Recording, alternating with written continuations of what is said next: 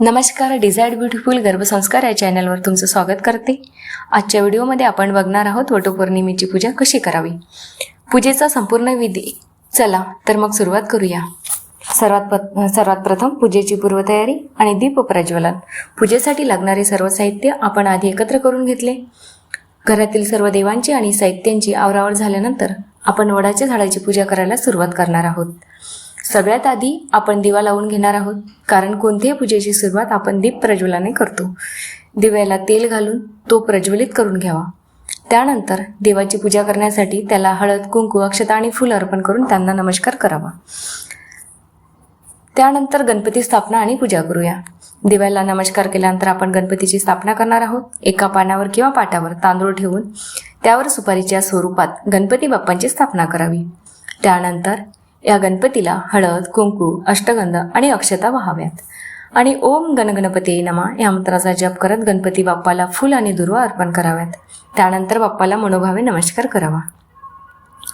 वडाच्या झाडाची मुख्य पूजा. आता गणपतीची पूजा झाल्यानंतर आता आपण मुख्य वडाच्या झाडाची पूजा करणार आहोत. सगळ्यात आधी वडाच्या झाडाला मुळाशी किंवा खोडाला जल अर्पण करावे, म्हणजेच पाणी अर्पण करावे. त्यानंतर दूध किंवा पंचामृत अर्पण करावे.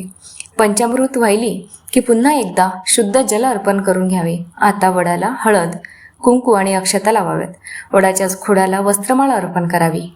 विडा आणि नैवेद्य अर्पण करणे. यानंतर वडाच्या झाडाला विडा अर्पण करायचा आहे.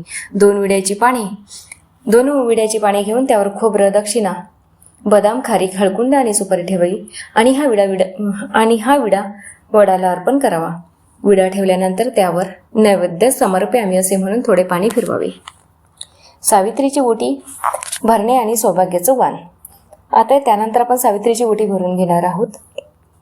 आता आपल्याला सावित्रीची ओटी भरायची आणि तिची पूजा करायची आहे. या व्रताची सुरुवात सती सावित्रीने तिचे पती सत्यवान यांचे प्राण यमराजाकडून परत आणण्यासाठी केली होती. त्यामुळे या पूजेला खूप महत्त्व आहे.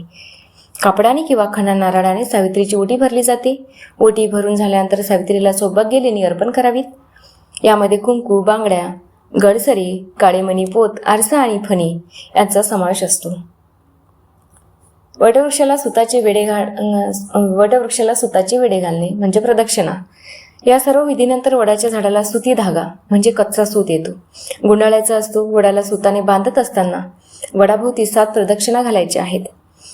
अशा प्रकारे वडाला 7 प्रदक्षिणा पूर्ण कराव्यात आणि आपल्या घराच्या सुखसमृद्धी आणि शांततेसाठी वटवृक्षाकडे प्रार्थना करावी. आता सुवासिनीची ओटी भरणे. तर आता 7 सुवासिनींची ओटी भरायची. वडाची पूजा पूर्ण झाल्यानंतर आपल्याला 5 किंवा 7 सुवासिनींना हळद, कुंकू लावून त्यांची ओटी भरायची आहे. ओटी कशी भरावी? ओटी भरण्यासाठी एका पानात किंवा खणात आंबा, हळकुंड, दक्षिणा, खोबरं, खारीक आणि सुपारी ठेवावी. किंवा तुम्ही आंबा आणि गहू हे सुद्धा घेऊ शकता.